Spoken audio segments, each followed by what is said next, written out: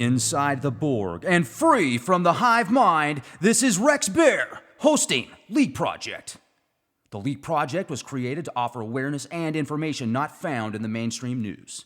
With over 90% of the world's media controlled by only 6 enormous conglomerates, many people today are looking for more accurate information.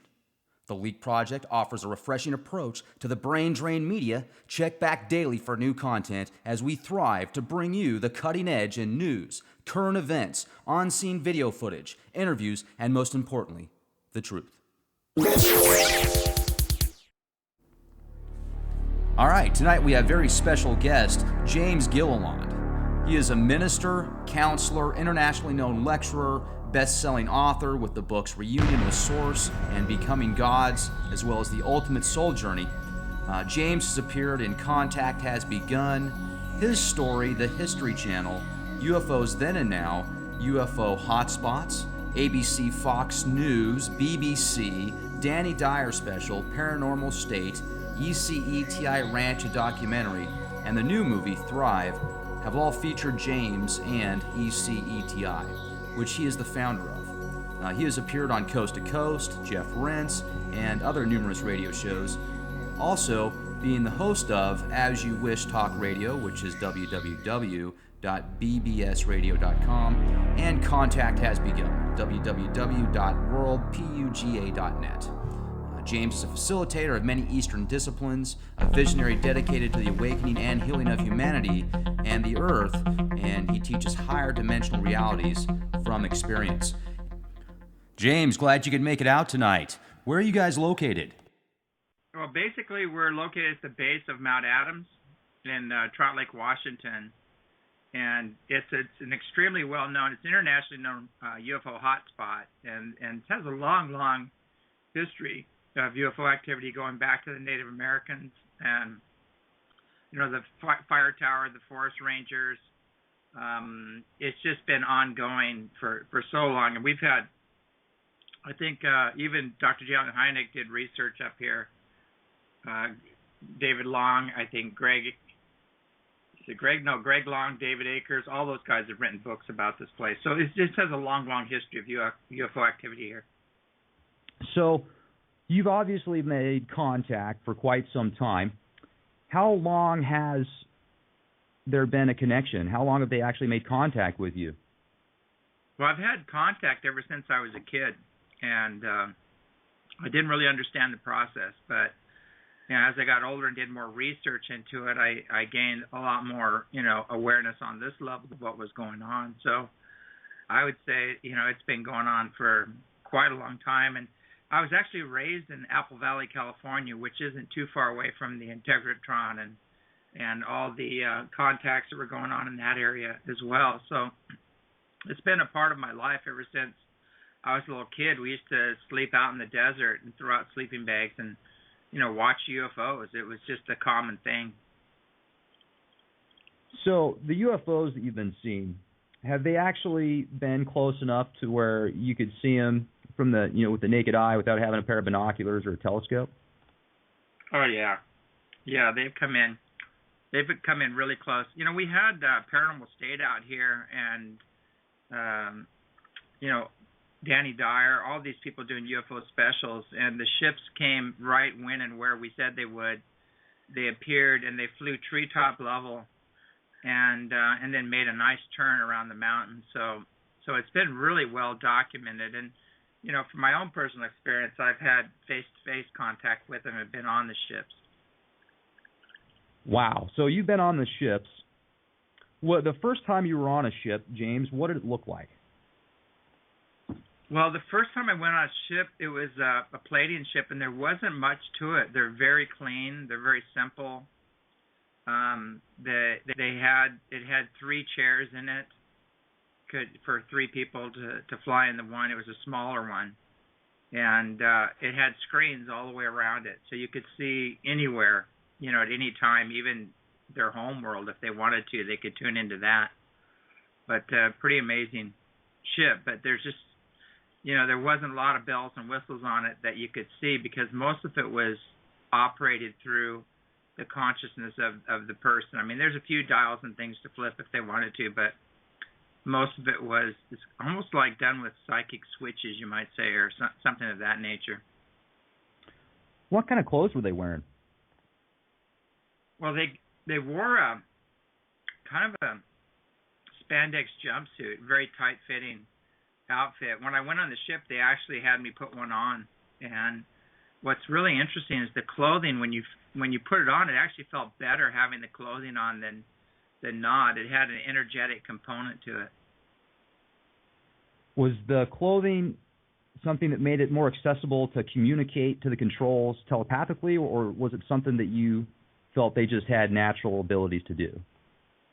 I think it's natural, but the clothing also seemed to have kind of a life force to it. You know, there's a lot of stuff now in the theaters about transhumanism, merging man with machine. The ship that you were on, that you're talking about, is it something like that?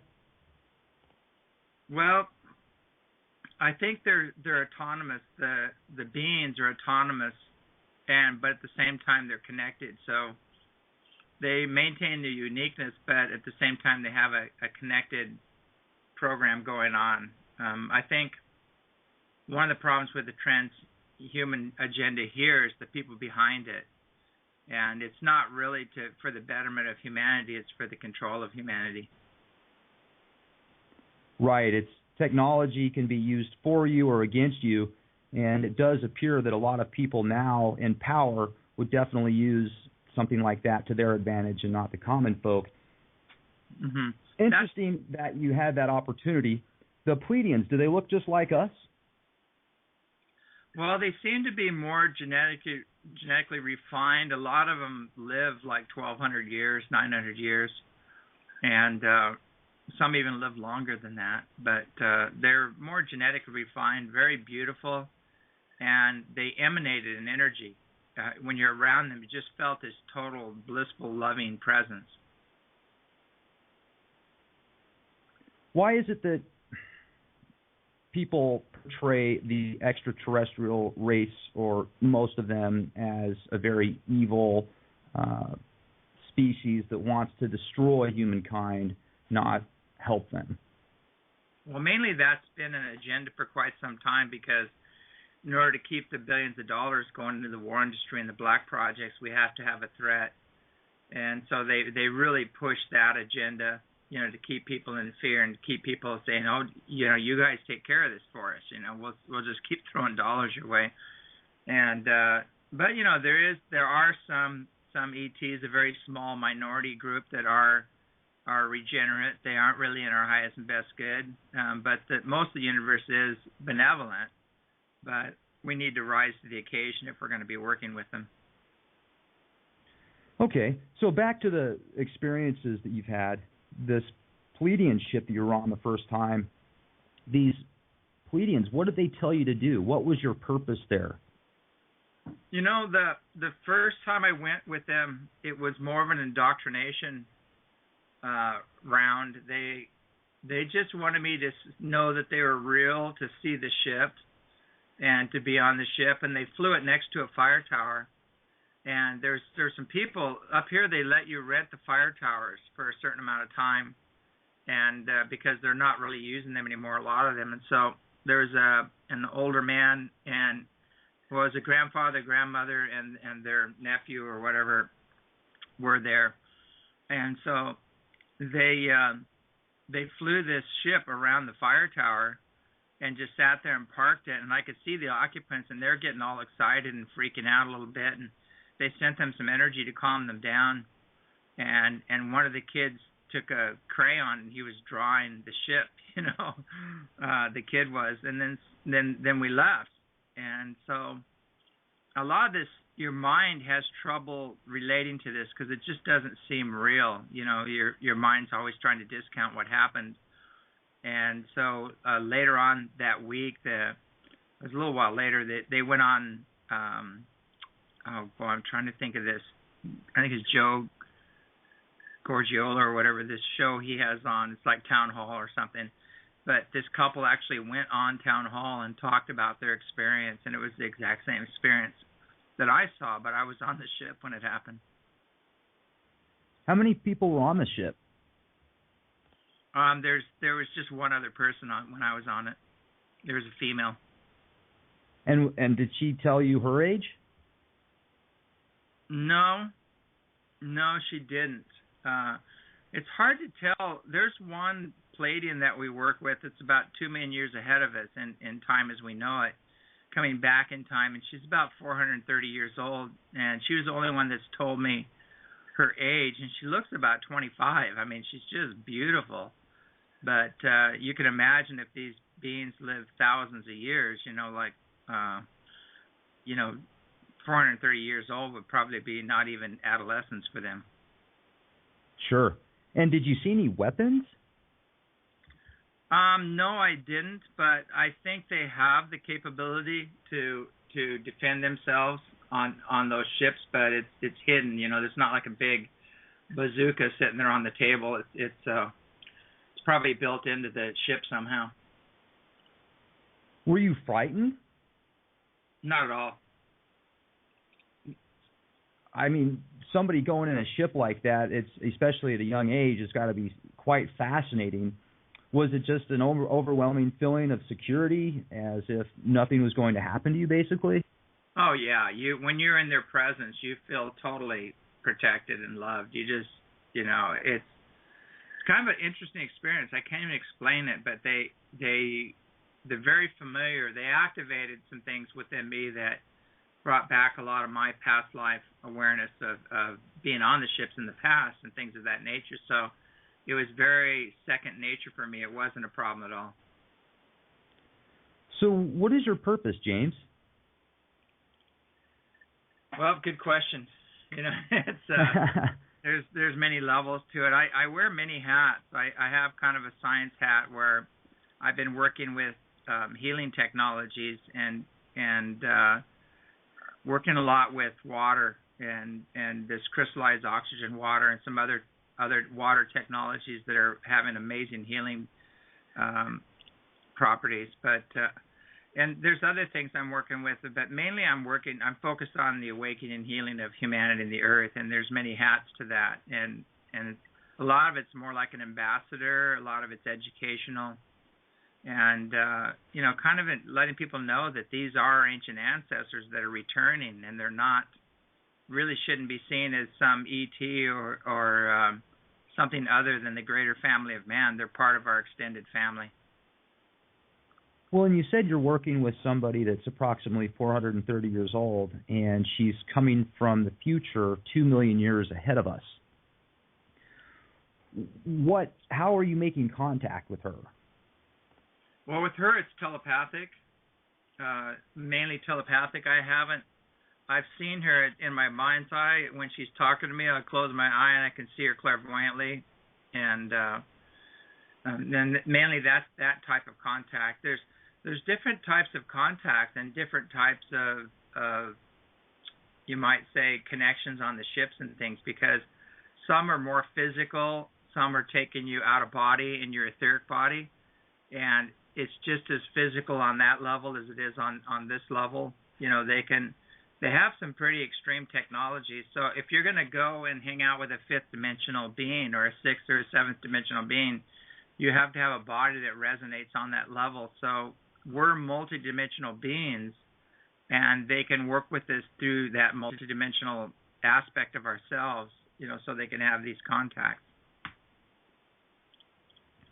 And there's so many reasons to believe that there are the possibilities of higher dimensional beings, even if you haven't made contact with them like yourself, just because of all the looks like pretty good evidence out there, But let me ask you this. Why are humans in the middle of everything? It just seems as if we're pretty important, but are we?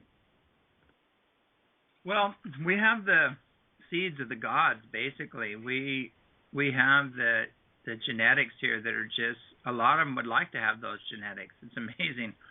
But we're a big genetic soup down here. We're an experiment with 12 different star nations that were involved. I think others came later in terraforming the earth and bringing a lot of their genetics and their animal and plant life and things like that to the earth. So we're just this massive galactic zoo down here, and they're all kind of checking it out and watching over us. An intergalactic ant farm.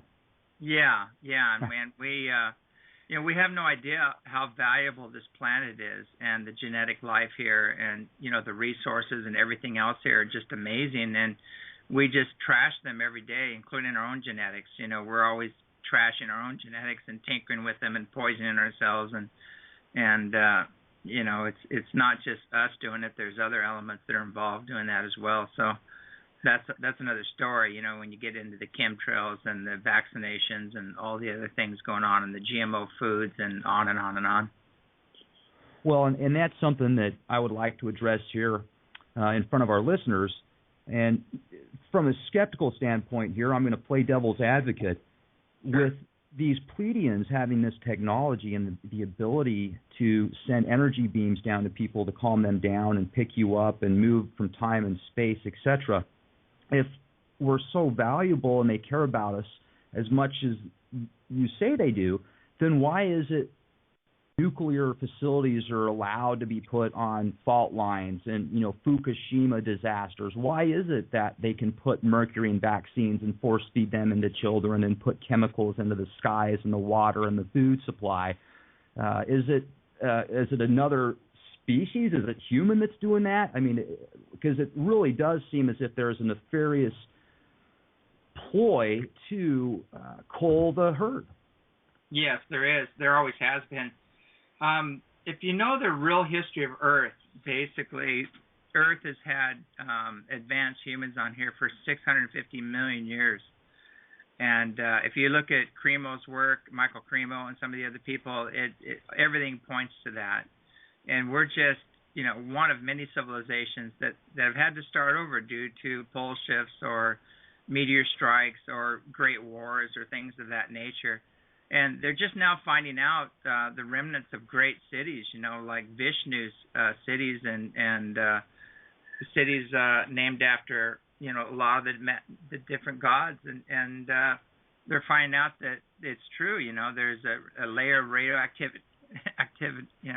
material there at that timeline, when they dig it up, where something big happened, a big nuclear war or something.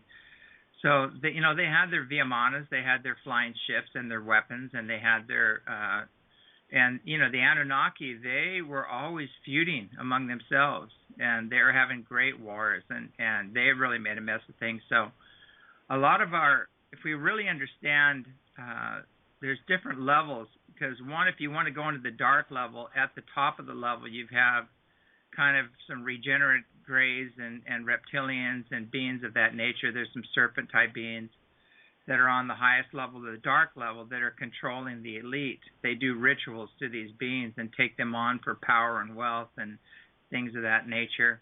And that explains why you have things like chemtrails and GMO foods and aspartame and fluoride in the water and everything else, because you don't have humans running the show. Humans don't do that. That's a very inhuman act, and that explains why things have gone so dark and so ugly. And a lot of us have allowed it and even willingly participated in that. So we're waking up to what's really been going on the planet, and we're making a free will choice to rid ourselves of these influences and energies, and now the higher benevolent beings are actually stepping in to help us do that. And let's talk about the reptilians and the greys for a moment. I've had the opportunity to speak with many people that have done research in ufology. Matter of fact, we talked to Kathleen Martin the other day, she's works with MUFON. She's an international investigator for them. And the different races that are out there, the different greys, some of them that she talked about had different levels. But are all greys bad? Are all reptilians bad? Or is it just like anything else? You've got good and bad. Well, you do. You have good and bad. There's kind of a joke, the greys are a real gray area, because some are just little worker bees. They're just little biological robots, and it depends on who's controlling them as to what's going on. So, some just might be gathering data here and gathering samples and checking out the radiation levels on the Earth and how much we polluted the Earth and how it's affecting, our genetics and our reproduction program. And they have others that have a more sinister agenda, and there's some that are dying. They're a dying race, and they've been cloning themselves, and they actually cloned emotions out of their race, and they're dying because emotions is the life force. It's what keeps the body together. So they have massive heads because all they seek is knowledge, and so they have these huge heads, but their bodies are atrophying. They have very spindly bodies. And so they made a serious mistake. So they're actually creating hybrids and getting genetics, in agreement.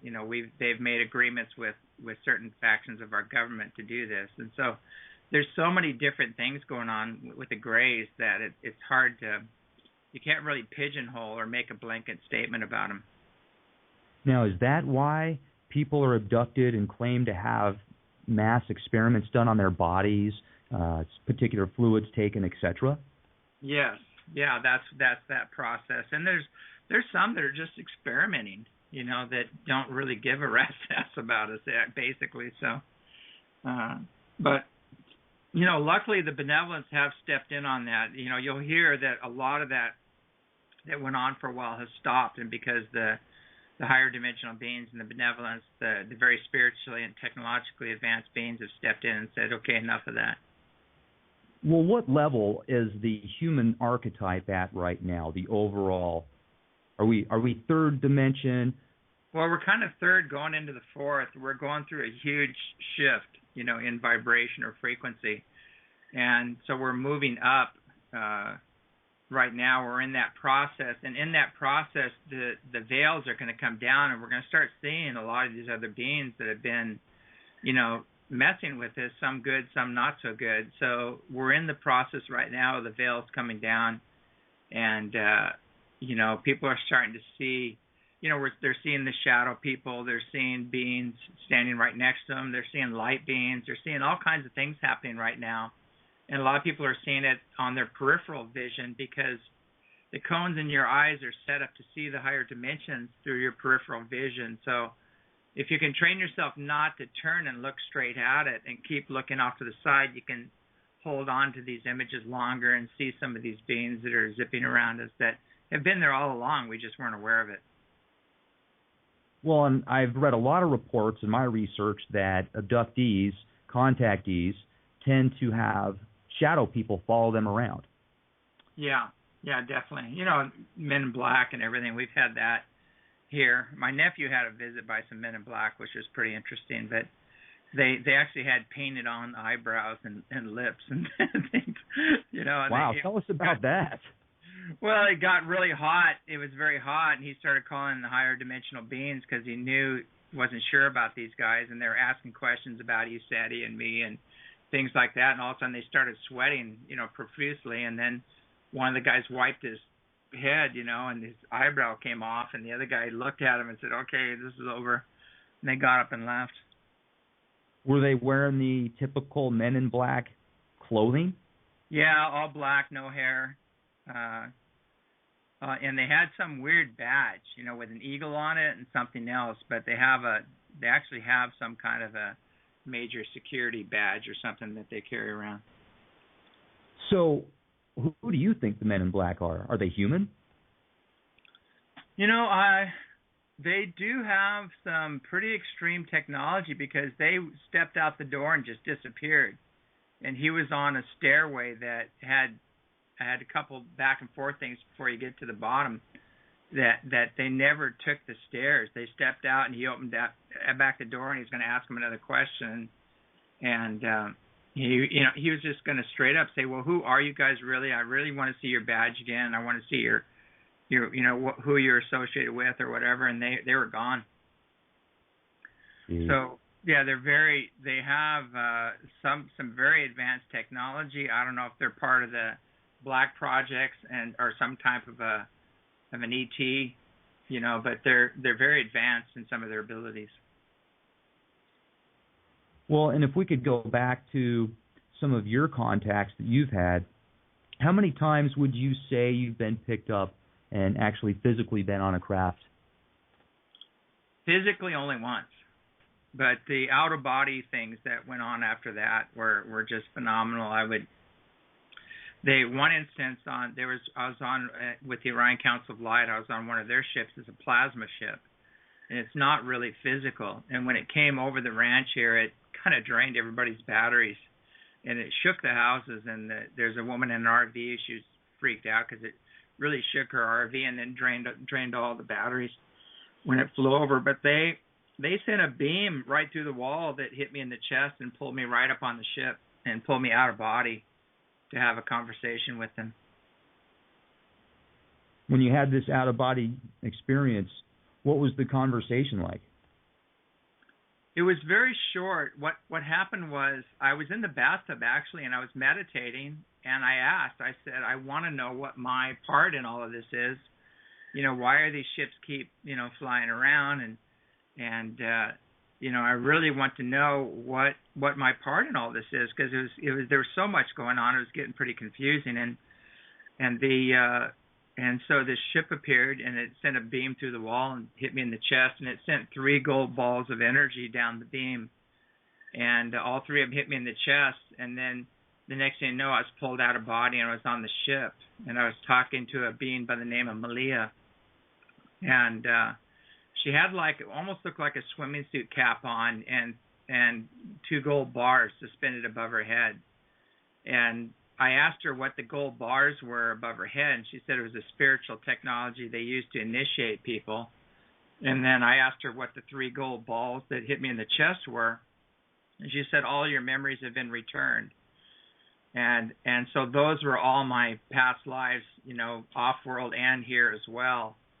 And so those were returned to me, and people don't realize we think we're just a body and a personality, but we're really an eternal soul that's been all over the galaxy. But that information, we have to access that. We have to do spiritual practices to access that information.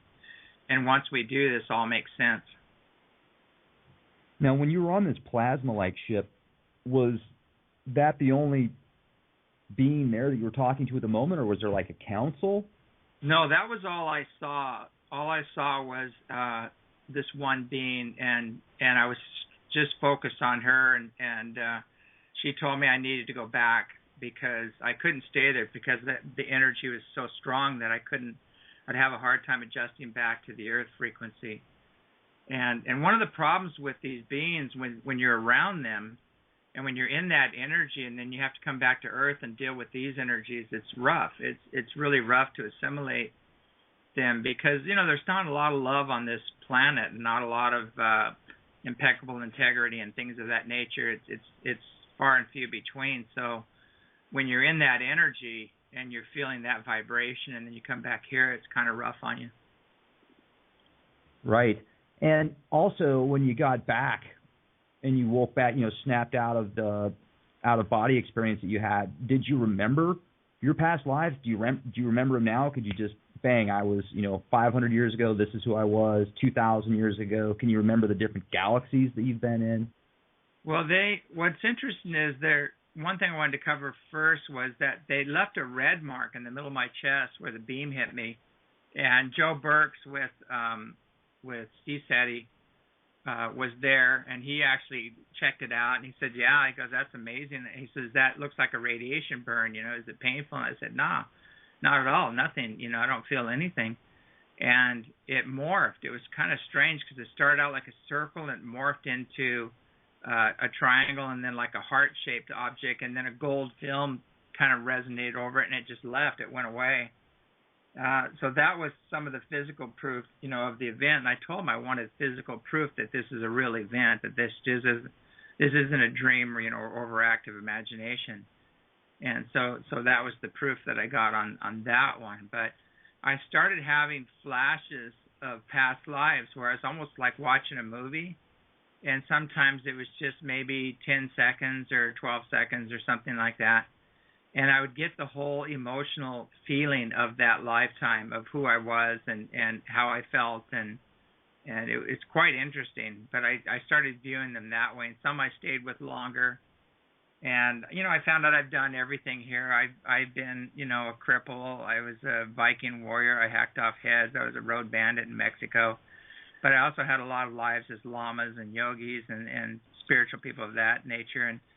And I did a lot of work, in the Orion system, in the Pleiades and other systems as well. And it brought back memories of flying ships and things of that nature, and even flying by the Earth before it was solid, before it was even formed.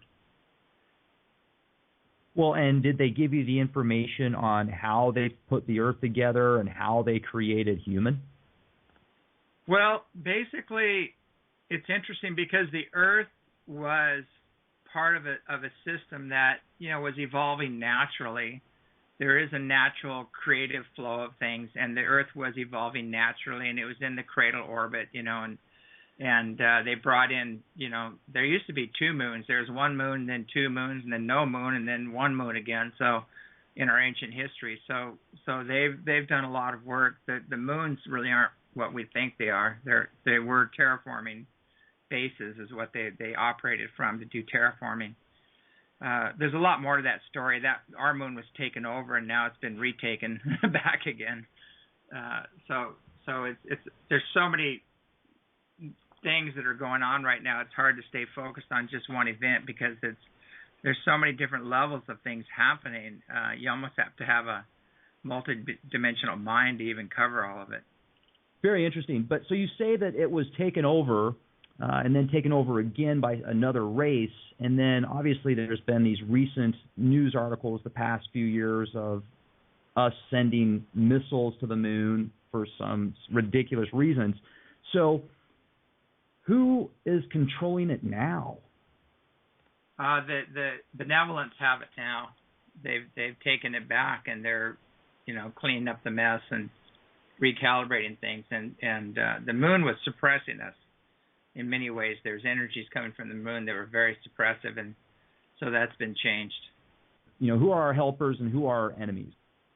Well, you've got the regenerate. Yeah, you have the regenerate ETs, some of the reptilian grays, and there's some other totally non-physical, like serpent-type beings that are really nasty. And those 3, and there's a couple other little side ones that are, and there's some just sitting on the fence, that are opportunists out there as well. But those are the ones that we need to pay attention to and keep an eye on, and actually reclaim our planet, back from these beings. And they're the ones that have,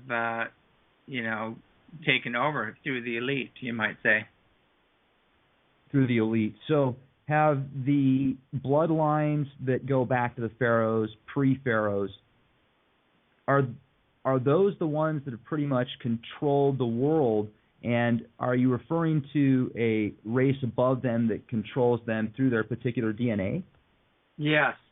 There's their physical puppets, you might say. And if you are of the bloodline and you agree to it, you'll get immense power and wealth, and you have all these opportunities by joining them, but you also get possessed. Now, when you talk about the Archons, many people haven't heard of the Archons, but if maybe we could get into that, because I think it's very important, talked about in the Nag Hammadi treaties, etc. Are the Archons a actual physical force, or are they a entity that has to work through machine? Well, there's different levels of like everything. There's some that have totally taken up physical bodies here. They're operating in the physical. And there's some that are more in the unseen, dimensions working. So there's many different levels, and they have their technology, which is very controlling and manipulating. And unfortunately, most of our technology has gone in that direction as well. So you kind of know who's in charge of that. But they take our finest minds and have them build weapons, when they could be cleaning up the planet and giving us alternative energy resources. When's that going to change? Well, it's in the process of changing right now because the Archon network and that grid is falling apart. And they're doing some incredible work on an energy level and a consciousness and energy level or spiritual level where they're collapsing this old grid. And so they're working at the level of cause and other subtle levels of changing everything.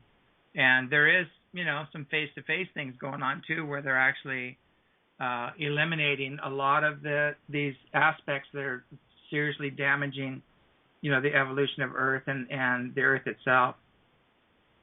So when you learn about these different dimensional beings, the 5th level, the 6th level, etc., how high up the chain does it go?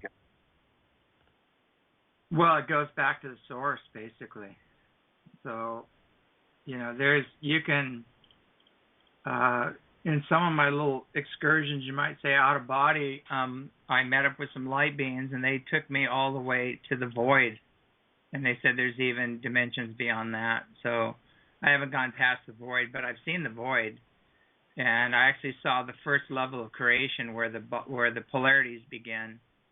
And then after that, there's these incredible light beings that exist. They have magnetized light bodies and live in a more of a holographic light universe. Well, and could you get into some of that with us? That sounds fascinating. Well, I don't know too much about it other than what I've observed is that they're just of an extremely high frequency, and their lives, they want for nothing. Everything is more built on consciousness and light, and all they have to do is think about what they want, and they can create it. Well, what was the void like? There's nothing happening there. It's very boring. I thought about that. When I went to the void and I was sitting in the void for a while, I said, now I understand creation, why the Creator created, because this is boring. I mean, there's nothing going on here.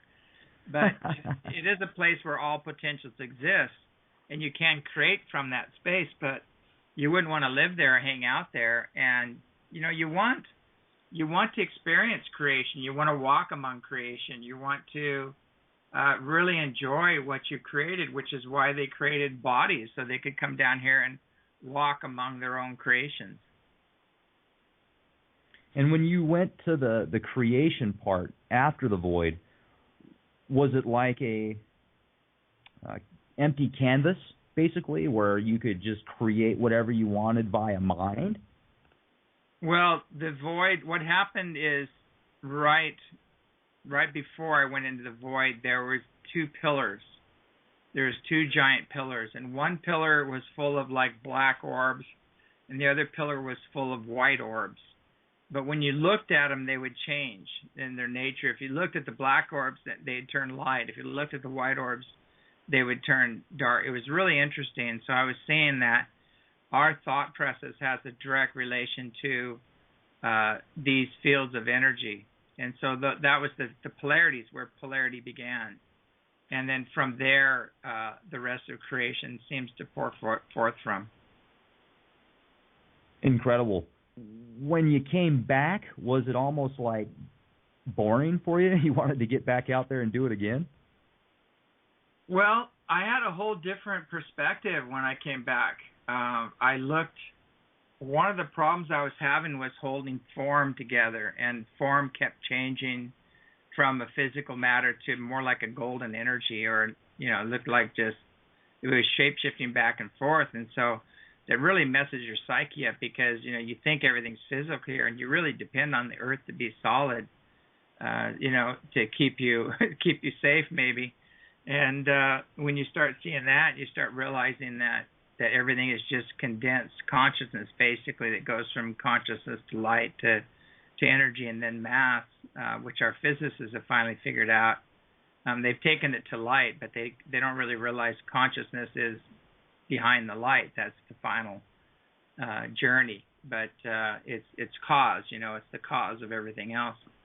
But it's quite interesting when you understand that. It just gives Earth a whole new meaning.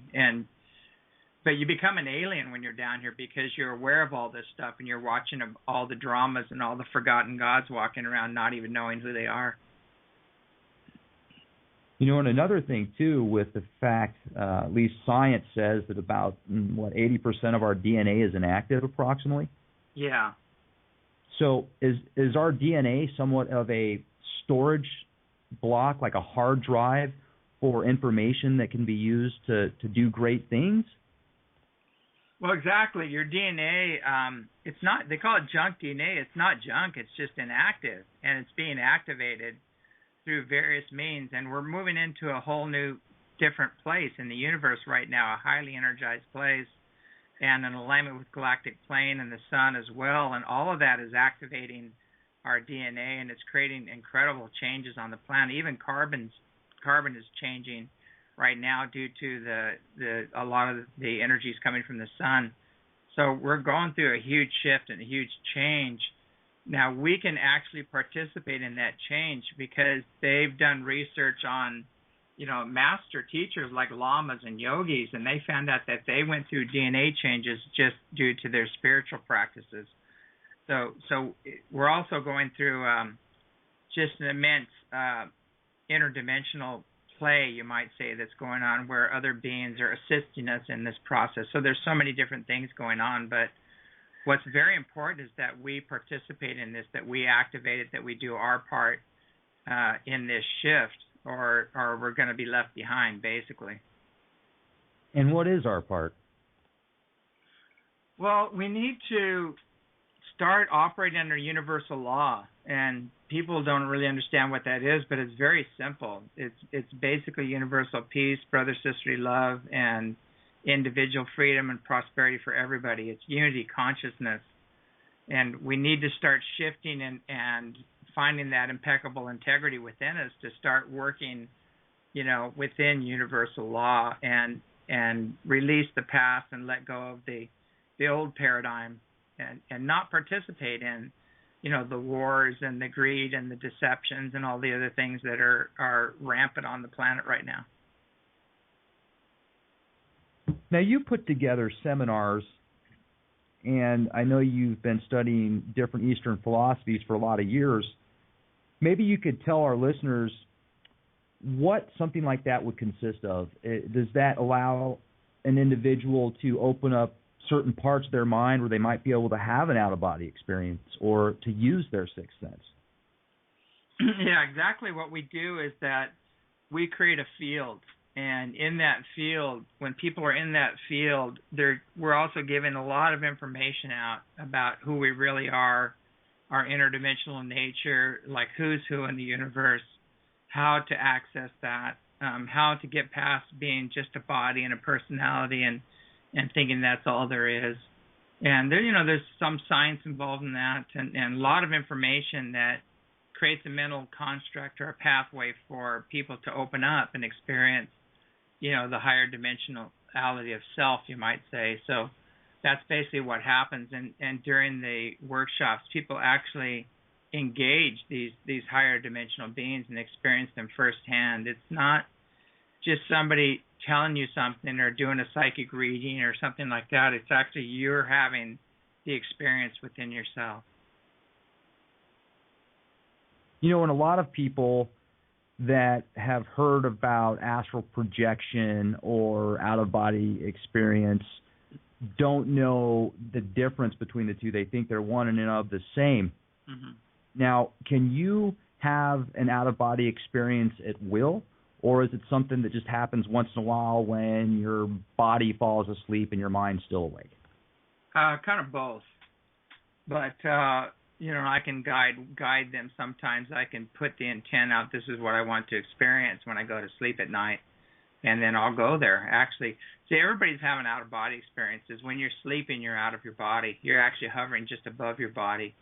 And so that's kind of natural. Where you go is a lot of that's determined on your spiritual adeptness, you might say, and the ability to remember as well what happened, because there's a veil between that world and this world, and not much gets through that veil unless you've learned how to thin that veil and recover information from the higher dimensions. And also, you've talked earlier about how there's higher dimensional entities and lower dimensional entities. It seems as if, at least on this plane of existence, for every action, there is an opposite and equal reaction. Mm-hmm. So it's as if there's an opposite to everything. Does that mean that in these realms that we're in, for every higher dimensional entity, and the 10th level, there's going to be one that is opposite to that, the anti, which is just as negative on the opposite scale? No, it doesn't really work that way, because and this is going to upset a lot of people, because everybody's talking about these seventh dimensional dragon beings that eat people, and human peel off and things like that. It doesn't work that way, because when you get past the fifth or into the fifth dimension, you're in unity consciousness. And when you're in unity consciousness, you behave according to universal law. So, you can't really get past the fifth dimension without, being kind to each other and being kind to all life and seeing the Creator in all creation. You're not of that consciousness. So, but within the fourth is a vast, vast dimension, and there's all kinds of levels in the fourth dimension. So you have on the lowest level of the fourth dimension, you have a lot of the things that people talk about, like demonics and regeneratives and things of that on the lower levels. In the mid levels of the fourth dimension, you have a lot of everyday people that are on the wheel. They're going to reincarnate and come back, and they're kind of stuck on the wheel. And in the higher dimensions on the fourth dimension, you have a lot of masters and teachers and people of a very high level of consciousness, but they're still stuck on the wheel because they have some kind of religious belief or cultural belief that creates separation, so they haven't gotten off the wheel yet. And then when you get off the wheel, you're into unity consciousness, and that's the fifth dimension. And then there you're, everybody's arm in arm, they're all working together, and, they don't run around warring on each other or eating each other or anything of that nature. It just doesn't exist. It's interesting, too, because it's almost as if this particular dimension we're in, everything is somewhat parasitic to survive. Even if you're a vegan, you're still eating grains, fruits, vegetables, etc. You're still eating mass material. So it's as if you have to take something of substance to survive. I've heard the stories of people being able to live off of light, but I haven't really seen any proof of that yet. So it's interesting. It's definitely, there's a polarity here. So hearing that at these higher levels, you get out of that into a sense of unity and harmony, I find that fantastic. So let me ask you this. In the fourth dimension, if you get reincarnated into the fourth dimension and then the fifth dimension, let's say, are you walking around and floating around in a light body, giving people high fives and somewhat of a jetpack without a jetpack, just being able to think where you want to go in the universe, and bang, you're flying past the Milky Way? What's it like? Well, on that dimension, when you have a fifth dimensional body, everything is physical to you because your body is resonating at that frequency. But it's a much more unlimited reality. You have more control over time and space and distance, all those things. You can appear wherever you want to be and do whatever you want to do and create whatever you want to experience. A lot of masters incarnated from the fifth dimension, and on that level, let's say if your dream was to create a great, a beautiful lake, with a beautiful cabin on it, and have your Jeep and your fishing poles and catch a great fish and all that stuff, you could create that whole scenario and do it, and you would realize it was just all energy coming together, that there really wasn't any death or anything else in that process.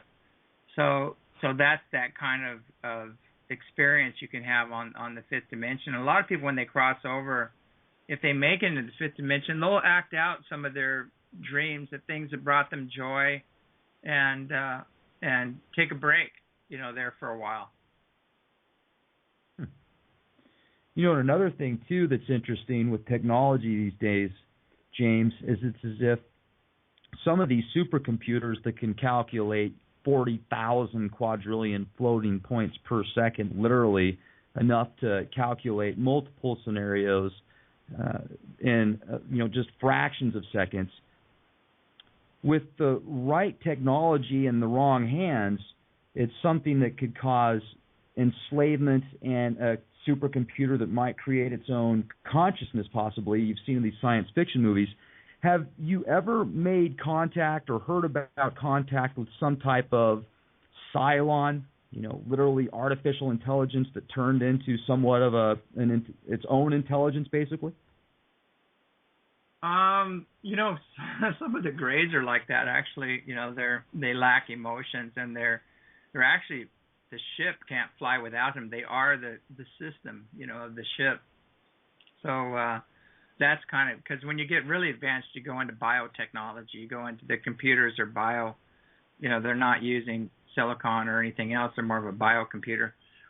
But yeah, you know, they exist out there. Those type of beings are out there, and that's one of the things that we need to be very careful of, because I tell you what, if you really listen to a lot of people in the field of spirituality and ufology, when you hear them talking about transhumanism or global depopulation or things like that, big red flag, you know. And if you look at who they're, you know, hobnobbing with, you know, they're talking about, you know, some of the, you know, Rockefellers, Rothschilds, things like that. And they're going, oh, yeah, I met with them and I met with this and everything else, you know, big red flag right there. And also, too, you know, when they have backgrounds in military intelligence and things like that, which the UFO field is just riddled with, you know, you have to be careful on what's going on there, because a lot of the information is being steered and contained, you know, and they have planned opposition, people in the highest levels in places that are making sure the information stays within a certain box and that it doesn't go forward. And I'll tell you what the box is. The box is that, you know, they're always getting people looking in the past, like Roswell and things like that. They want to keep you focused on the past, or they're going to tell you there's going to be some future contact happening, and they're the ones that are going to do it. But the problem with that is that contact is happening now. It's always been happening, and it's happened since the beginning of human history. And the people that have risen to the occasion have been having contact for a long time, as well as people that fell are having contact with the negative ones, you know. So contact has been going on for quite some time, but we need to be aware of what's happening on these other levels, you know, to really understand what's going on. Sure. And when you get into some of these negative entities, have you ever actually been threatened by one of them? Has there ever been one that's actually came into your dream or your thoughts and said, hey, look, if you keep talking about this, you're done? Pretty constant, basically. It's an ongoing battle here in consciousness happening, and when I've been highly trained in that and how to deal with unseen negative influences, and I have a lot of friends on high that step in to help in that process. So it's an ongoing thing that's happening, and you always have to keep an eye on what's happening. And a lot of people will fall, you know, they'll crack the door or make an agreement or something, and they let them in. You know, there's some great work out there right now. There's a guy named, I think it's Richard Stevens, that just did an interview. He'd be a great one, but he talks about the Aboriginal ways and how they see these parasites and these these dimensional beings, you know, these 4D beings that are hooking into people, and they're predators and parasites, and how they you know, like to manipulate and control. And there's a lot of people. I think it's John Lash, I think. There's all John Lash is very knowledgeable on the Archons. Yeah, all these people are coming out with this information now. I wrote about it in 1982, about the Archon network, who they were and everything. And I'm really glad that other people are bringing that out. It's funny, but a lot of people are saying, oh, this is brand new, and we got to learn about this. And I go, this has been going on forever, you know. And it's quite a mess out there. So we need to, I notice my Skype is acting up right now just by talking about it. So it happens a lot, James, especially when you start talking about the Archons. Exactly. Yeah, they Very have weird. control of the technology. So we have to do a little prayer on the network here and keep it open. Yeah, you know, and it's really interesting too. From my research, I had the opportunity to read the Nag Hammadi treaties, and the Secret Book of John talks a lot about the Archons and how they were created and tried to manipulate him when they found out that he was actually greater than they were because of the inner source, basically, is what it comes down to. I want to make a long story short. But where has your research led you into, or the people that you've talked to, these other interdimensional entities, these Pleiadians, did the Archons actually create man?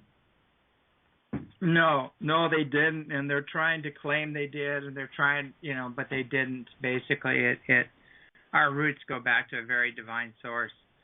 So it's basically the planet has been colonized many, many times by different star nations. That's why there's such a diverse genetic soup down here. And those beings were actually created by a creator, a source, whatever you want to call it, and there's multi-dimensions to that. So there are the gods, the little g, and there are the demigods, which are half human, half god, half god, little g god, and the gods of old, we have this image of the bearded god, with blue eyes or green eyes, usually light-haired, either red or blonde. Those are coming from the Anunnaki. The ancient ones are very tall, and that's where we got that image from. And they interbred.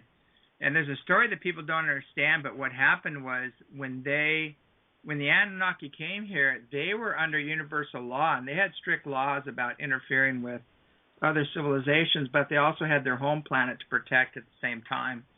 So they actually gave us a huge genetic uplink. Some people here on the Earth, there was a Neanderthal knuckle dragger that was here that was already pretty wise. It wasn't that, they buried their dead. They did ceremonies. They threw flowers on the graves, things like that. They weren't that barbaric, but they actually genetically uplinked them for help, so they could mine the gold to do an aerosol program, and they also ingested the gold to keep their civilization alive and going. And so it was a huge jump in genetics and evolution, along with getting their needs met to survive and keep their place going. And that's one story. There's many, many stories that have panned out on the Earth. But when they left some people in charge, and 200 to 300 people in charge, and that's where we get the story of the fallen ones, where they saw the women of man to be fair and started taking them as wives, and they created the demigods, which are half man and half woman. And half god, half man, But this history goes all throughout the Greek, mythology about the gods, the Egyptian gods, the Nordic gods. All of these gods were actually the Anunnaki. That the ancient ones, and they kept moving around because they kept feuding and having great wars, and the main feud was between Enki and Enlil, and Enki was the all-loving creator god that wanted to see humanity go forward and excel and evolve to the highest potential, and was actually genetically adding more and more genes and activating more and more genes, and Enlil wanted humanity to be gone. He said, this is a bad experiment. We got what we need. Let's end it, and let's clear them out. And so that's where we got our ancient, creation stories and things like that from, where, we have two gods. We have the Old Testament God, which is just jealous and wrathful and genocidal, basically. It's a real mess. And then you get in the New Testament where Jesus pops in and he talks about an all-loving, all-forgiving God, and that's where these images came from. And then we have to go back, well, who created these guys? There's some kind of an intelligence that's a force and a frequency beyond these physical appearances that created these beings, and that's where I go to. So it's interesting because a lot of people have tried to grasp time, and it's as if time is irrelevant, especially in some of these higher dimensions. So is there one God? One ultimate God? Well, I think there's, whatever you want to call it, a supreme prime director, prime creative force. I would imagine there probably is, but when we say one, if you think about a hologram, you could have many, but they're all one. It's hard for us to understand about being unique yet one at the same time. When I had my near-death experience, I went through all these levels and planes, and I ended up in this golden plane of bliss. And I was a light being. I had a light body, and I was unique. I was still aware of myself and my own consciousness, but I was also surrounded by a greater consciousness that I was a part of. So I was unique, but I was one at the same time. And when you understand that concept, that you can have two at the same time, it makes sense, because we're all just focal points in a unified field, this massive interdimensional field. We're all just holding a frequency point on that field, and as I said before, we can hold a really small point, a very unexpanded point in the field, as just being a personality in a body, or we can expand that field and take in more of that the field and realize that we're a multidimensional being, existing on a vibrational continuum. A drop of water within the ocean. Exactly. And also, it sounds to me like you've had the opportunity to read The Holographic Universe by Michael Talbot, or at least you think along the same lines of his theory. No, I haven't. I haven't read that, actually. Wow. Okay. Excellent. Well, what you're saying is very similar to what he talks about this holographic reality somewhat that we live in. And that brings me to the next question that I wanted to ask you, James. Do you believe that everything has some type of consciousness? Oh, definitely. Yeah, I think the creator is in all creation. And if you talk to any Native American elder or any other elders or any of the indigenous people, they all pretty much believe the same way. And these different entities, these higher dimensional beings, what do they think like? What is it that their consciousness brings? Well, basically, from that level of consciousness, and I know there's no way I can capsulize, their consciousness. I can kind of give a overview of it, but it's like they see the creator in all creation, and they're one with that. And they also see that we're eternal beings, and that we go on, and however long it's going to take us to figure things out, we have that time. We might not have that time on this level, on the physical level, because our physical bodies have we're on a timeline, and we have so much time to do what we need to do. But in the bigger picture, they see things differently, and that's why they kind of allow us to have all these experiences down here, which may seem very traumatic and painful on this level, but we gain wisdom through these experiences, and we're evolving, and eventually they know we're going to evolve out of that. And when we evolve out of it, some people speculate that the earth has its own spirit, the sun has its own spiritual entity, etc. Is that the next level? Is that a different dimension, like the sixth or seventh? And do you believe that the earth has its own spirit? Oh, definitely. The earth is alive, and she has her own spirit, and we're killing it. We're killing her right now. All the things we're doing to the planet, with Fukushima, with fracking, all the pollution and the nukes that we've been blowing off, and we're still doing them, all those things are having very serious results, with the planet. And this is our platform for life, and we're destroying it, which makes no sense. And we have these people that are so unconscious. What good is your Porsche, or your Mercedes going to be, or your yacht, when the oceans are poisonous, and there's no roads and there's no food? When the platform for life ceases, I mean, what's the point? But people have become so materialistic. They've gotten so detached from the world and nature that they're just moving towards their own demise. They're creating their own demise. It reminds me of that song Trent Reznor wrote several years ago. You can have it all. You can have my empires of dirt. And then Johnny Cash sang that song. People are building these giant empires of dirt is basically what it comes down to. Once you pass this materialistic realm. So very interesting, James. I'm having some crazy stuff going on with my internet right now. I just got a black screen with some writing on it, and it says "looking good," and then it went back to the internet. Went back to Skype. So that's somebody's playing around there. They must like what we're doing. Wow, that's extremely odd. Yeah, it's interesting. We have a YouTube channel, and our YouTube channel got taken down without a reason. So.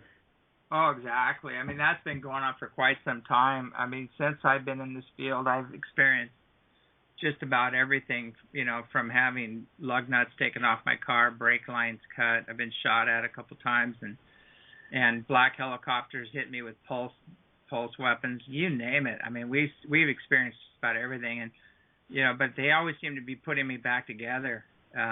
You know, lately I got really hammered hard by. I was actually interviewing Dr. Dream and Laura Eisenhower on my show, and a black helicopter flew right over me and hit me with this pulse weapon and just scattered everything. It was amazing. And you can hear it on the interview, you know. But I don't know. I'm still here, and they keep putting me back together, so I'm just going to keep going forward. How often do you see black helicopters? A lot. I mean, we were seeing them a lot here, but they've kind of, now they're very covert, and they fly very low and very fast, and they're on you and gone, you know. But before, they used to always fly around the area and monitor, and we've been filming them and putting them up on YouTube and things like that. So now they're being a lot more clandestine in their work. You know, it's interesting, too. I have heard of other people that are contactees that get targeted with those energy weapons that make their head hurt, you know, ringing in their ear. So do you have some type of Faraday cage in your house to help protect you from that kind of stuff? Kind of, yeah. I have some things that I'm doing, but they're still not fully taking care of the problem because of the technologies that they have. But you know, there's spiritual defenses, and then there's alignments with the higher dimensional beings that help out most of all. And you know, I actually saw a black helicopter coming straight at the ranch here, and all of a sudden it stopped and then started going backwards. And then I saw a ship appear between us. So there's been some major intervention. I'd love to hear the pilots talk or see the look on their face when all of a sudden they're flying backwards, you know. So you think that it was actually a ship that caused them to fly backwards? You don't think they were showing off some new technology they had on their helicopter? No, I actually filmed it. I was filming it, and then you could see this ship appear, and it was kind of a triangular. It looked more like a pyramid, but both sides, you know, of a pyramid, like a diamond-shaped ship, and you could actually see it, you know, on the footage. Jeez. Now, do you see a lot of the triangle ships out on your ranch? We see all kinds of ships on the ranch. Like it's really very. You know, we've seen giant pyramid type ships. I saw 3 of them that were like probably 3 times bigger than a big, you know, airliner. We see giant cylinders. We see some mile-long triangle ships have flown over here. We've actually filmed them. And we've got ships like every color, like pink, green, blue, everything you can imagine, almost every color you can imagine. Have you ever had the opportunity to see the pilots? Yeah, I have. Actually, what's interesting is that when you develop yourself, you can actually communicate with them. And you can actually sense who's on the ship or which group, and then you start to learn the ships. The more you see them, the more you can say, oh, that's, you know, those guys from Sirius, those are the big golden ships, or those guys are Pleiadians, you know, those are the blue, white ships, or whatever. And you can feel the energy, and my body actually gives me signals as to which group is there. I can feel them within my body, and I can also feel their presence. What's interesting, when they're here, you can feel them. And the birds start singing, the coyotes start going off, and everything else. So it's kind of a interesting ongoing situation here. And it's, you know, what's interesting, it hasn't stopped; it's still going on. So it's not something that, you know, people say, well, prove this exists. I always say, well, come out and get your own proof. You know, bring your camera. Do you need a special type of camera, or can you just bring anything? Well, we have some toys that we use that work really well, but a lot of the digital cameras will pick up the ships where your eyes can't see them, because your eyes can only see a certain amount of the visible light spectrum, but the cameras can see more. And people just take shots of the mountain and they look and they go, oh my God, there's a big cigar-shaped ship there, or there's a saucer or whatever. So people get shots of the ships all the time. But we also have third generation military night vision that we use, and I hook that into a Sony camera so where I can actually film the ships when they come over, and you can see 3 times more at least of the stars and the movement when you have those third generation night visions. But the visible, when you go to Heavens Above or J-Tracker or whatever else, you could look on these sites and they'll tell you what's flying over your area, and they'll tell you the visible satellites that you can see with the naked eye. And so when you see some guy on YouTube tried to debunk because it was really interesting, but they'll say, there's maybe 1 to 4 visible satellites that are going to be flying over our area, and the rest are not. They're not visible because they're either in the Earth's shadow or some other reason. They're just not bright enough. And some guy tried to debunk and says, yeah, well, I saw 70 to 85 objects fly over the ranch, but they're all satellites, and he said that not one of them was a UFO, and some flew really low, like treetop level and things like that. And I'm going, my God, there's no way is there 70 to 85 satellites flying over our area that are visible, and they're not flying low and they're not flashing back at you, and it was unbelievable. The guy go, well, that proves clearly that there are no UFOs there. I just went, oh my God, you just proved there are, But it's pretty amazing. Now, do you think that there's a possible base underneath Mount Adams?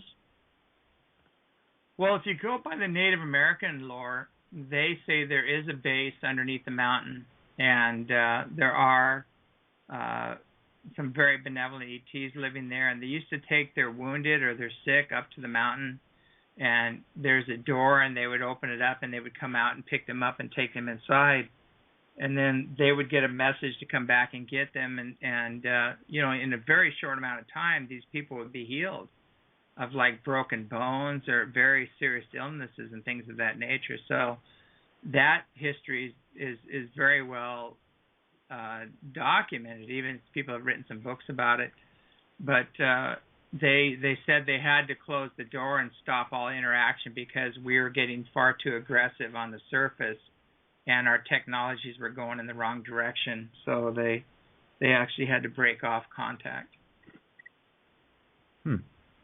And you were talking about the Pleiadians earlier and how some of their lifespans could be over 1,000 years. I wonder if they have that type of technology to live that long, why couldn't they just live indefinitely and regenerate their DNA? Well, I think some of them do, actually. Some of them do have that ability. The ancient ones, the Anunnaki, some of them had eternal life. There's an old story about Noah, who was one of Enki's son, who was a demigod. Actually, he was half human, half Anunnaki. And Enlil was very upset with Noah because Noah had reached that eternal life status, and he was half human. So he said, wait a second, that doesn't work. And so Enki was always saving Noah and his offspring and giving them a heads up about things going on and floods and things of that nature. So, they came out with a new movie, Noah, and I wish they would have told the real story, but they didn't again. They kept to the old program, but that's the real history behind that. The story about the Anunnaki, if people understand it, they still exist, and they're a very benevolent race of beings. They have a council of 12, and there's 6 women, 6 men on that council. And they're very, very advanced beings, very spiritually and technologically advanced beings. And they're actually returning to deal with the fallen Anunnaki. And some of those Anunnaki are well-known names. Marduk was one of them. Marduk is even on the dinar, I believe, or on the bills. The sons of Marduk was the Bush family and those groups, Illuminati groups. And Marduk was one of the fallen ones who actually joined with the Reptilians and the Greys to kick out the other Anunnaki so he'd have supreme rulership over the earth. and that didn't work out too good, because they ended up taking over and kicked him out. So, he's still floating around there in the astral level. He's pretty much locked down by his karma. But there's a grave site there. I think Alexander the Great found his grave and actually restored it. But those stories, if we really understand our ancient history, we understand why we're in this mess and how these alignments were made with these other regenerate beings, and they've just played havoc on our civilization, psychically and on an evolutionary level, and held us back from actually evolving to our greatest potential, which is really what the Earth was created to do. The Earth was a biosphere that was actually, terraformed, and it was a place where people could experience creation, evolution on this 3D level that would evolve to its highest potential, and it got hijacked by these regenerate beings. When you get to some of the lower dimensions, what would it be like to be in the second or first dimension? A lot of those first and second dimensions are more like mineral and plant kingdom. They're I don't know if you want to go there. It'd be like a major step in devolution. But when you're talking about the lower fourth dimension on those levels, it's pretty messed up down there. You have some very twisted souls on the lower levels of the fourth dimension. Now, is it just like here, basically, but worse, where you're born, you live a life, then you die, and you do it again? Well, they go there, and they're an expression of they actually look like their expression, you might say. And so, in a way, it's like, the best way I can explain it is that there is no judgment. We judge ourselves, and the guilt and the shame and whatever else that we carry within us create that reality. And we know in our hearts when we've screwed up and when we've acted in a very selfish, destructive way. And so that the people on the lower levels are pretty ugly, because that's how they're expressing, and their outward body kind of looks like that expression, And so when you have somebody that's really greedy and very self-serving and very on the fourth dimension, they turn out pretty ugly, They're very ugly beings, So there's nothing hidden there on that level. So and so their consciousness magnetizes them to that level. So the ability, let's say the collective attitudes, emotions, and beliefs in the world in which we live, as well as our karma or our actions in the past, all that stuff creates a frequency or a vibration, and that vibration actually will magnetize you to a level that fits your frequency or your vibration, you might say. So that's just a universal law. So if you have somebody really messed up and screwed up, they're going to end up with a bunch of other messed up and screwed up people until they're done with that. Well, and that brings me to the next question. If you're a bad person in this life, to the point to where you wake up in the next, in the fourth dimension, and you look like a goat that is overweight and dilapidated because of your actions in the previous life, how long are you stuck like that? Until you ask for help, until you decide you don't want to do that anymore. Wow. Okay, so it could literally be something just instantly then. You could just... Yeah, but the problem is that you have to do it on a sincere soul level. It can't just be a mind, I don't think I'll do this anymore because this is looking pretty ugly. It doesn't. You have to go, okay, I've really screwed up here. I've made some really lame decisions, and I'm ready to try something different. And when you're really sincere and it's on a deep soul level, then a being will appear to you and help you out and get you out of that situation.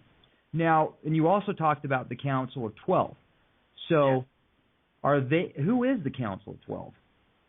Well, the Council of 12 with that group, with the Anunnaki group, are some extremely advanced beings, and it's evolved over time, and now there's some like eighth dimensional beings sitting on that council, and some overseers that are extremely advanced, and it's a whole different group now. But the ones that they left behind here are actually being pulled before that council and saying, hey, we have a long list of things that you've done outside of universal law here, and you really wreaked havoc down here, and they're having to, face up to that. And so we're in that process of where the fallen Anunnaki are being dealt with, the reptilian, the gray, the regenerative Ts are being dealt with. All that stuff is in the process of being dealt with right now. We're right in the middle of this process, and we're actually moving towards the end of it. A lot of them have been removed already. And that's why this whole Illuminati program is being exposed and falling apart, and their kingdoms are crumbling, because they're not frequency specific to where the Earth is evolving to. It's a very interesting way to look at it. Also, a lot of people speculate that the people that control things right now, for the most part, the Illuminati or the Dark Lords, whatever you want to call them, tell people what they're going to do before they do it. Whether it's in a movie like Knowing or some Simpsons cartoon, whatever, and if the public accepts it and doesn't stop it, even though it's in a movie or supposedly fiction, that makes them not karmically bound to what they're going to do. Now, is that true with your research that you have done and the contact that you've made? Have there been any entities that have told you that or discussed that with you? Well, it's true according to their beliefs, but it's not true according to universal law, because they think they're outside of universal law, that they're beyond it. They think they're gods, rulers over humanity. And to really understand the nature of God, you don't rule over humanity. You serve creation. You're one with creation. And so when you're fully enlightened, you see the Creator in all creation, and you don't do any harm. You don't take advantage of anybody. You don't, you serve people. It's like the sun. It just shines on everybody, and it continues to warm and send us life-giving rays. And that's more the nature of God. It doesn't try to dominate or control or manipulate or anything else. It's, love is the ultimate force in the universe, and love is the cosmic glue. It's the manifesting force behind creation, and you can't really harm another and do that out of love. It just doesn't work. You can't control, dominate, chip, poison, pollute, all those things. You just don't do that when you're enlightened and when you're awake. And so there's a thing called spiritual ego, and there's a thing called, a false religion or a false spirituality. Even a lot of the New Age community has actually fallen into that. They don't realize that they've been programmed and manipulated as well by psyops programs that came out of the CIA. But there's a lot of information in there that we need to back up and rethink and check out, because they program people that evil doesn't exist, it's all an illusion. Well, it does exist, and you better pay attention to it. And they also say, if you see something negative, it's in you. So turn the other eye, don't look at it. Well, if you see something negative, it might be negative, and you might need to keep an eye on it or do something about it. And so a lot of the information that they put out is to disempower people and not pay attention or take action on things that really need to be dealt with.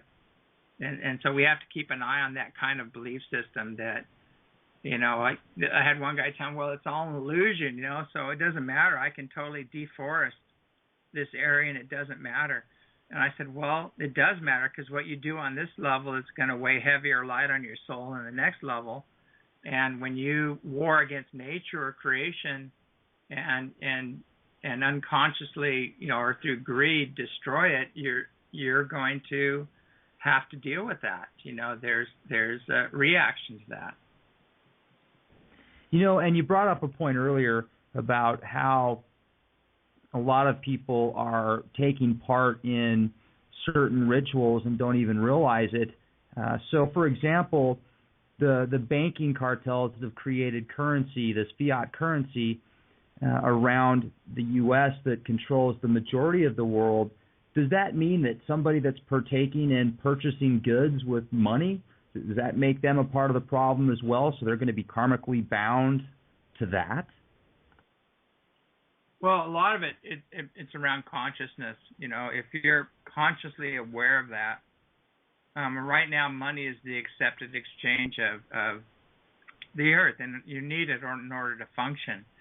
And it's just an energy, and it can be directed in a lot of different ways.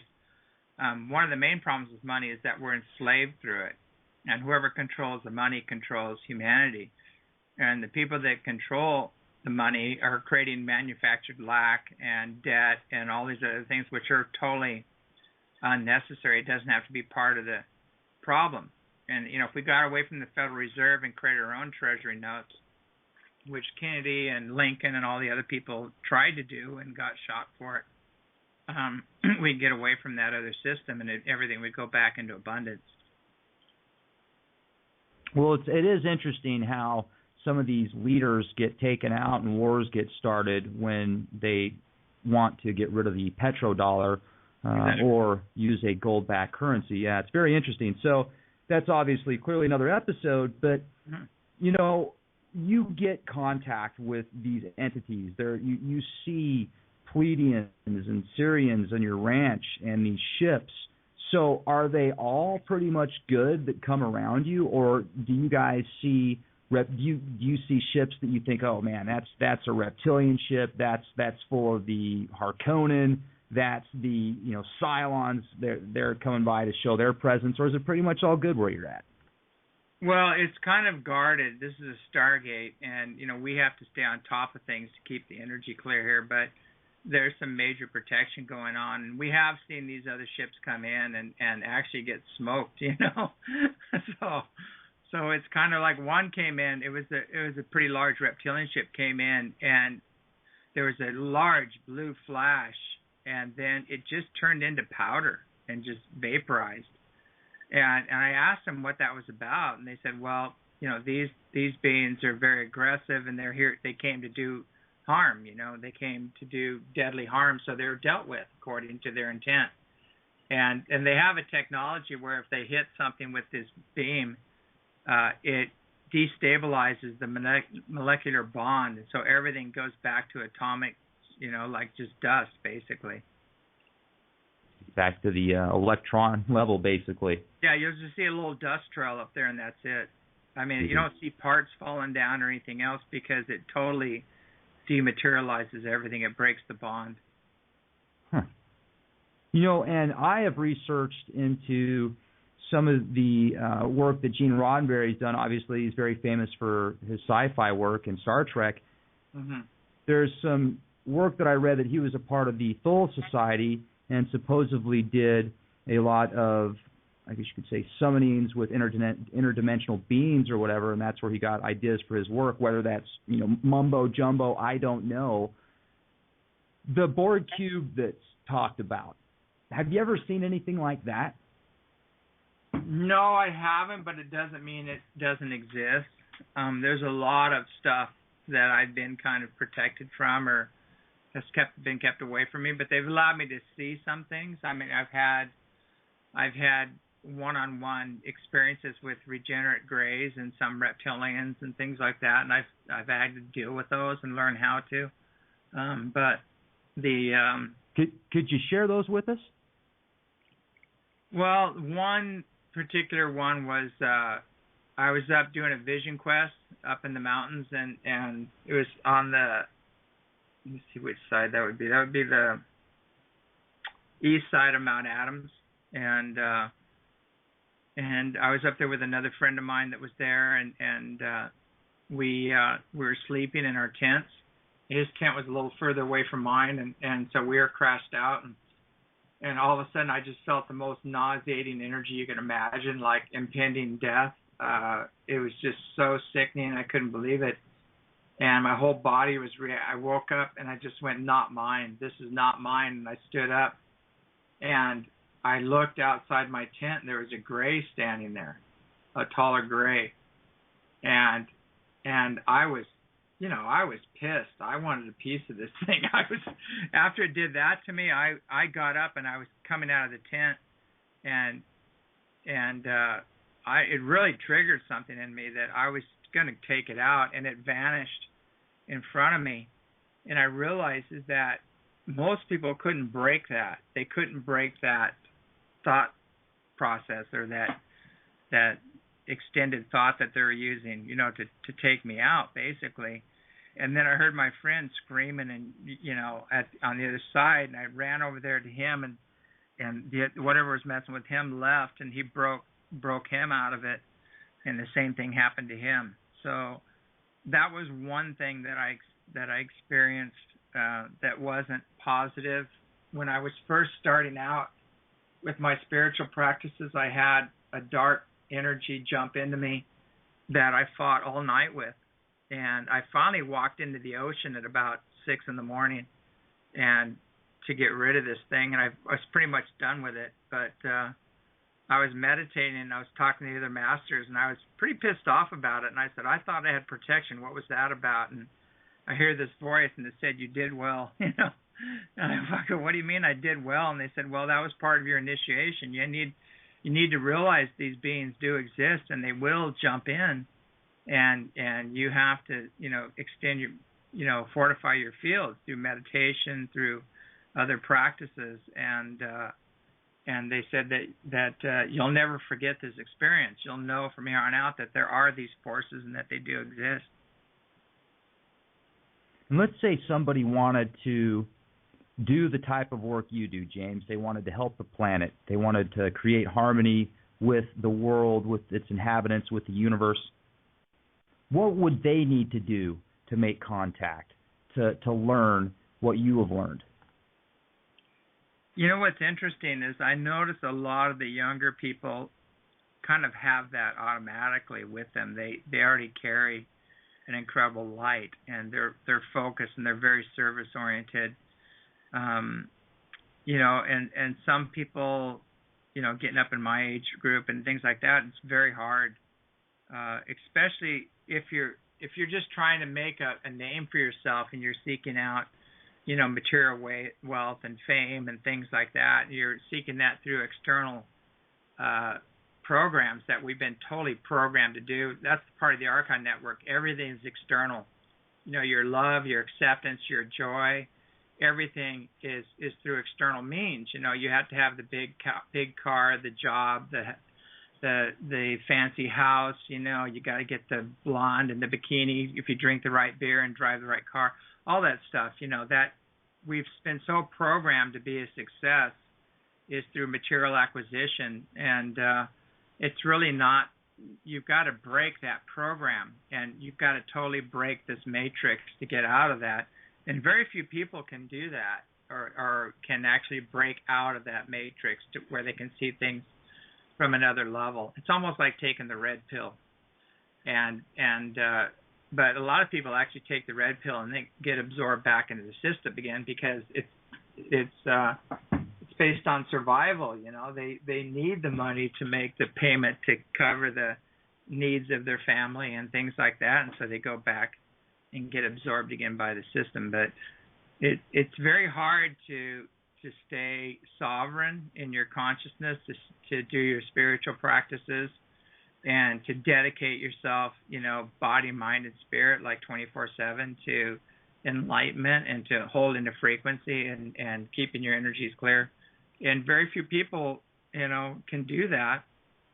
And the ones that do are usually up in the Himalayas or somewhere, on some mountaintop. But, it's pretty interesting. It's not an easy trek, especially to walk in this society and hold that kind of frequency.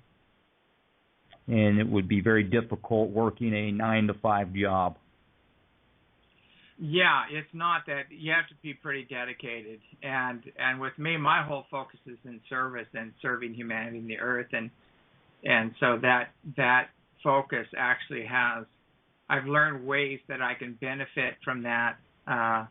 But I still keep everything simple and affordable and keep a simple life, and I stay detached, I'm not attached to it. Things come and go, people come and go, whatever, but mastering, you almost have to master loving amusement and loving detachment, you might say, and once you get those down, the rest of it's pretty easy. There's a program that you do on your ranch, something about an ambassador program. Yeah.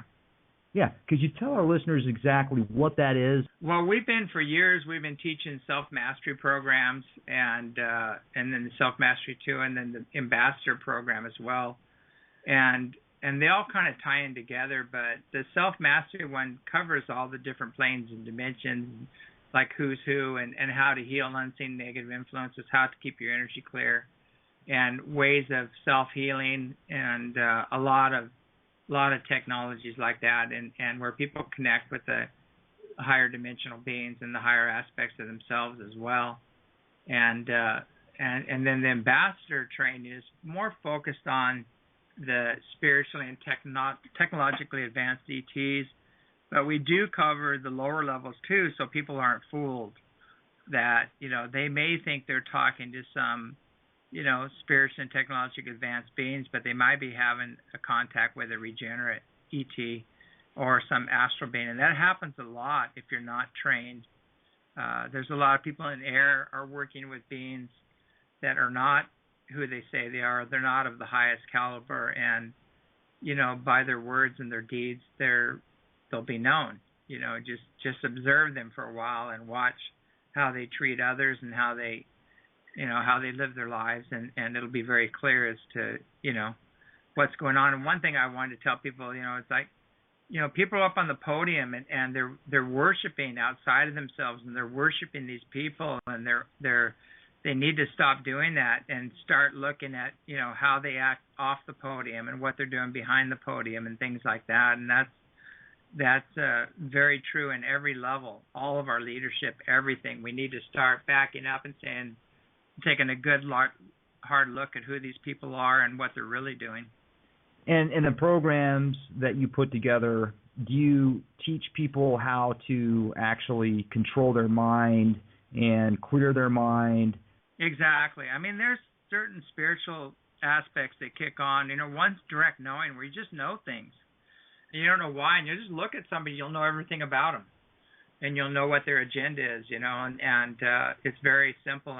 And telepathy, clairvoyancy, you see things, or clairaudiency, you'll hear things, all those things, we teach. And some people, everybody's different. Some people are clairvoyant, some people are clairaudient, some people are like batteries, they hold a lot of energy, and some people are like antennas, they feel everything around them. And we kind of tell everybody, just accept your gift. This is your gift. This is what you've incarnated to do, and don't try to be something else, You can develop some of these other abilities if you want, but use what you have, and recognize the gifts you have now. I also read something that you do energetic healing. Yes. So what does that mean exactly? Basically, I don't do anything. I mainly get out of the way, and let whatever needs to happen. But we do process-oriented therapies that are pretty profound, but we'll take people through. First, we'll heal any unseen negative influences that are hanging around that might be attached to them or interfering with their fields. And then we go through past lives, and we clear any of those that are unfinished. And then we go into the ones that they need to know about that are going to be helpful, on their earth journey here. And then we end up by going through, like, from age 1 and clear any wounds or traumas or patterns, like any childhood traumas. And at the end, there's an initiation where they're actually initiated into contact with their main teacher and guide. And, sometimes, it could be Jesus, could be Buddha, it could be a Pleiadian, it could be an Andromedan, it could be a lot of things, because we have these family connections, star family connections. And, some people are in the House of Mary. They are very involved in the Mary tradition. And, there's two, people realize that, Jesus had his thing, but there was the feminine side. There was the House of Mary, too, where all the women got together. And actually, he hung out there more than others because there was a lot more love and compassion there, in that house. So we forget about the divine feminine. The Pleiadians is a very feminine energy, very loving, very nurturing energy. There's so many different energies to connect to out there, and everybody's unique and individual, and it just helps people reconnect with their divinity and their multidimensional selves. One of our listeners asked if you actually still do seminars on your ranch because they said they had a tough time getting in. Yeah, we've had to change things here because of the legal problems. I mean, I had to go to court 10 times just to keep the ranch open, and it was just... Why is that? Well, you know, there's certain powers that would like to see this not happening here, and it was becoming too big, and too many people were awakening and becoming empowered, and they don't like to see that. You know, they want to keep people stupid, dumbed down, and nice little zombie worker bees, you know. So, right. You know, and so there's certain elements that would like to do that. And, you know, it's funny because they had no reason to close us down, and they refused to cooperate on any level whatsoever. And, you know, we really tried to work through them and work with them. And finally we had to just pull away and just become totally sovereign and remove ourselves from their system. So that's basically where we're at now. What do you mean by that? It's a long story. You have to patent the land. You have to go through all these steps, you know, to where they don't have jurisdiction anymore, which is what we did. It was a long process, but, you know, and in quite a few court battles. I mean, I actually got arrested on one of them, you know, but, you know. They arrested you?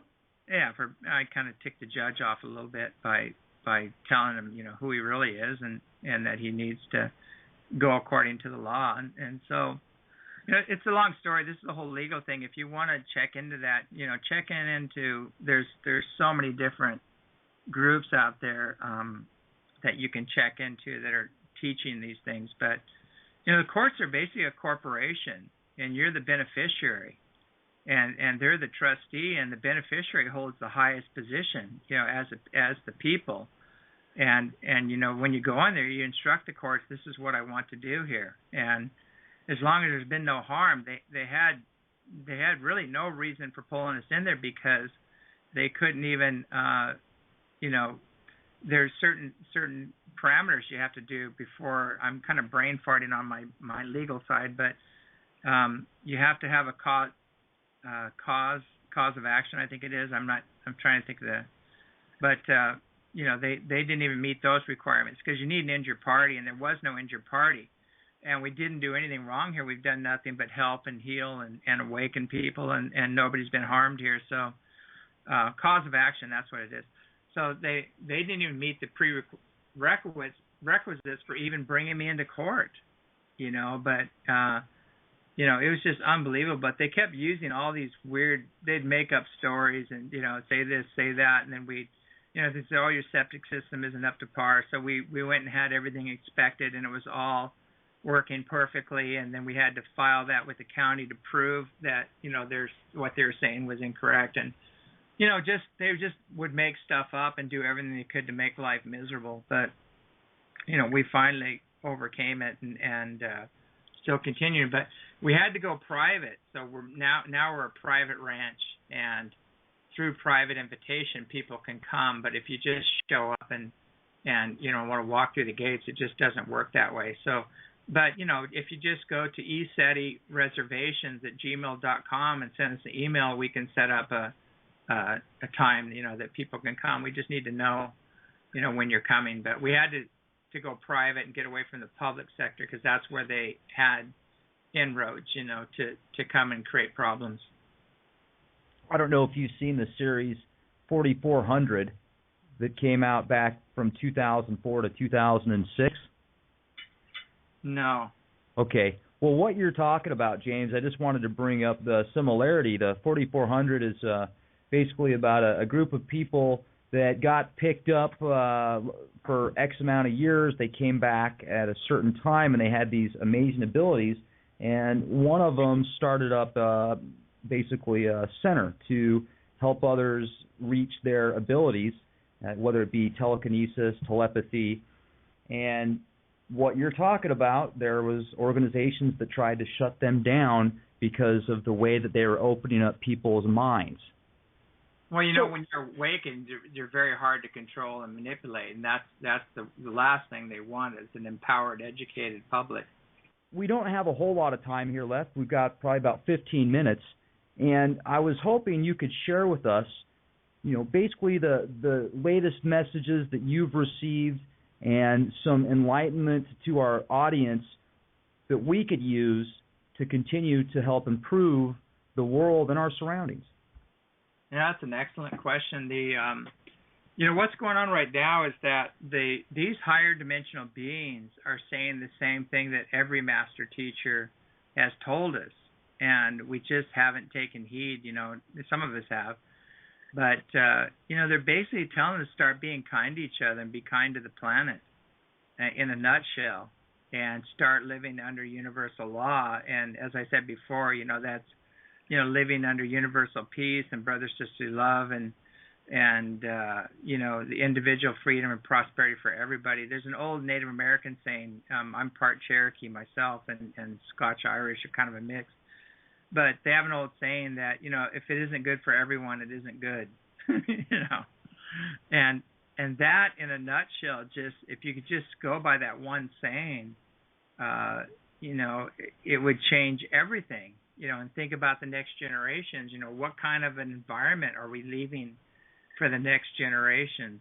And all of these wars are all about money. They have nothing to do with God or creation or anything else. There's an old saying that every war was because one king or leader wanted what another leader or king had, and it's all about resources or women or it's all about metals or whatever, or it has oil, whatever. It never has anything to do with God, because there are no holy wars, because creation doesn't war on itself. It just doesn't happen. But all these other things are just pure greed, and they're influenced by these other beings, these other programs. So, we need to really take a long, hard look at the war industry, at the oil industry, at the pharmaceutical industry, all these industries, and see if they really serve humanity. You ask ourselves, why don't we have the cure for diseases? Why don't we have fuelless energy technology? Why don't we have peace? And you really look at that, there is no money in any of that. And so that's the problem. We have the war on disease profiteers out there, and we have other factions out there that are capitalizing at humanity and nature's expense. And so we need to take a long, hard look at that, and actually get out of denial and look at where our leadership has taken us, and start looking towards a different way of choosing our leaders. Any advanced civilization, they choose their leaders according to their spiritual adeptness and their record of service, to their civilization. And we do the opposite. We choose our leadership, because of their power and wealth, and we don't even care how they got there. Sorry to interrupt, James, but do we choose? Well, that was my next line I was going to go into, and then that's the illusion that we even have a choice, because all that's pretty much installed. Right. This has been a fascinating couple of hours. I really appreciate you coming out here with us. One thing I'd like to ask, James, is I don't know if you've ever done an experiment online or on broadcast before, as far as making contact with any of these entities, whether it be the Pleiadians or the Andromedans or the Syrians. It would be amazing if you could possibly do something like that with our audience right now. I did that on Coast to Coast, and it was the last time they let me on the air, but and it was with Art Bell, and it was an amazing success, because it was happening globally, and they just got locked down, basically, all their phones and computers and everything. They had so many people calling and emailing in that actually had success and saw the ships and had the experience. And so what's funny, that was the last time I went on Coast to Coast, so because it was such a success. And there's other things going on there too, why haven't been on, but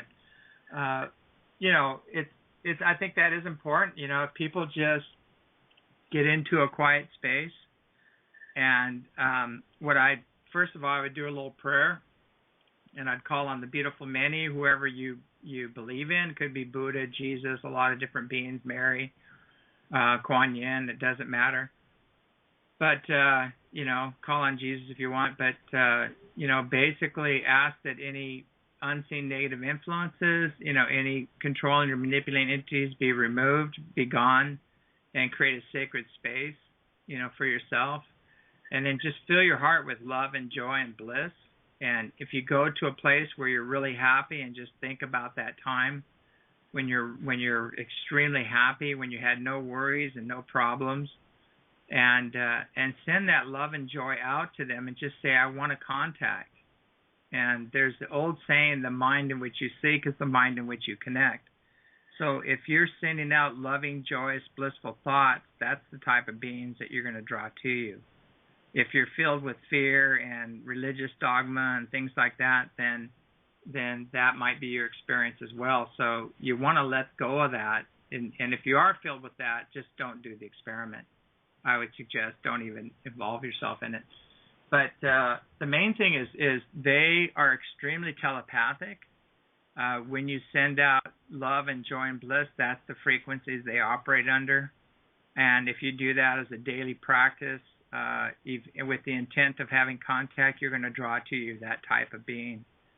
So if people want to do an experiment tonight, they can actually do that same thing, is just sit down and meditate and ask that any unseen negative influences be cleared, and that you're only opening up to the highest consciousness and energy, and you want your aura closed to all but your own higher selves, your own higher dimensional selves, and any master teachers that serve the light.